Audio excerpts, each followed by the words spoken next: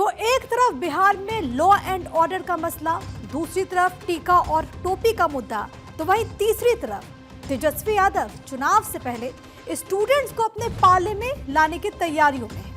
रणनीति यह है कि बिहार के भीतर 100% डोमिसाइल नीति को लागू करने का वादा उन्होंने कर दिया।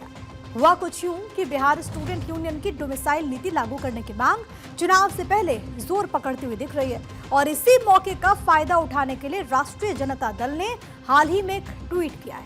ये ट्वीट आपकी स्क्रीन पर है। आरजेडी की तरफ से डोमिसाइल पॉलिसी यानी कि मूल निवास नीति को पूरी तरह से लागू करने की बात कही गई। खास बात तो यह है कि राष्ट्रीय जनता दल की तरफ से ये वादा तब उस वक्त पर किया गया जब बिहार में युवा डोमिसाइल का मुद्दा उठाने की तैयारी कर रहे हैं। अब बिहार के जो स्टूडेंट्स है, क्या उनकी मांग है वो आप देखिए और क्या स्ट्रैटेजी है वो समझिए। 5 जून को बिहार स्टूडेंट यूनियन एक महा आंदोलन करने जा रहा है। इसमें हजारों हजार की तादाद में स्टूडेंट्स के शामिल होने का दावा भी है। इसी सिलसिले में संगठन ने राज्य सरकार को एक लेटर लिख करके जानकारी दी।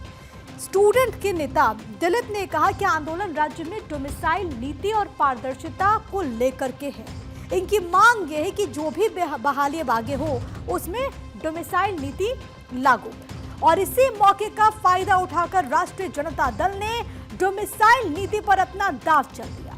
एक ट्वीट के जरिए युवाओं को अपने पाले में लाने की कोशिश की गई। अब आपके मन में अगर ये सवाल आ रहा है कि डोमिसाइल नीति क्या है जिसकी मांग का मुद्दा गर्म है, तो इसकी भी जानकारी आपको दे देते हैं। आपको समझाते हैं कि ये है क्या और क्यों चुनावी दौर में ये मांग तूल पकड़ रही है। कई राज्यों में डोमिसाइल नीति हमारे देश में ऑलरेडी लागू है।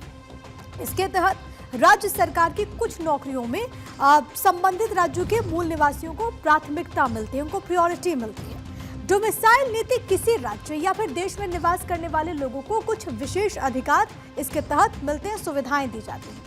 ये सुविधाएं सिर्फ राज्य या फिर देश के निवासियों के लिए ही होती है, उनको ये फायदा पहुंचता है। इसका मकसद क्या है? हितों की रक्षा, अलग पहचान करना इनका मकसद होता है। बाहरी लोगों से अलग उनको पहचान मिले, ये कोशिश होती है। एग्जाम्पल के लिए कुछ राज्यों में डोमिसाइल नीति के तहत स्थानीय निवासियों को सरकारी नौकरियों में रिजर्वेशन मिलता है या फिर उन्हें शिक्षा में खास सुविधाएं मिलती हैं।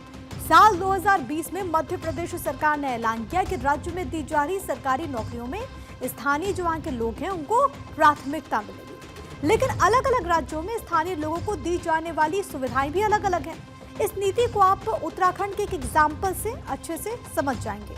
उत्तराखंड में क्या फैसला लिया गया डोमिसाइल नीति को लेकर के, स्थानीय रहवासियों को लेकर के, वो आपको समझाती हूँ।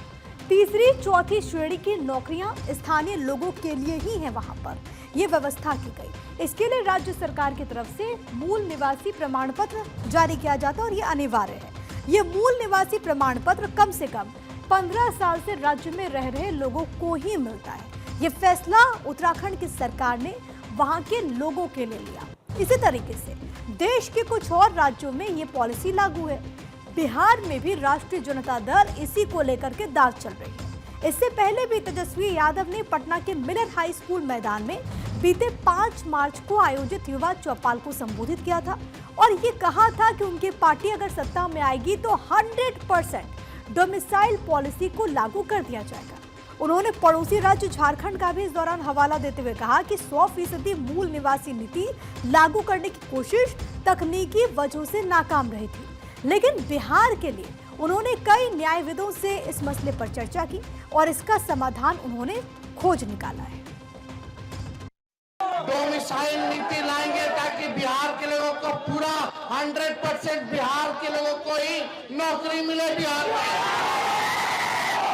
तो बाहरी आकर के हमारे बिहार में नौकरी, सरकारी नौकरी ना ले पाए, बिहार के लोगों को पलायन ना करना पड़े, इसलिए हम लोग जो है काम करने का काम करेंगे। जब आप लोग फॉर्म भरिएगा बीपीएससी का, पर जब बहाली निकलेगा चाहे सिपाही का, दरोगा जी का, तो फॉर्म फीस माफ कर दिया जाएगा।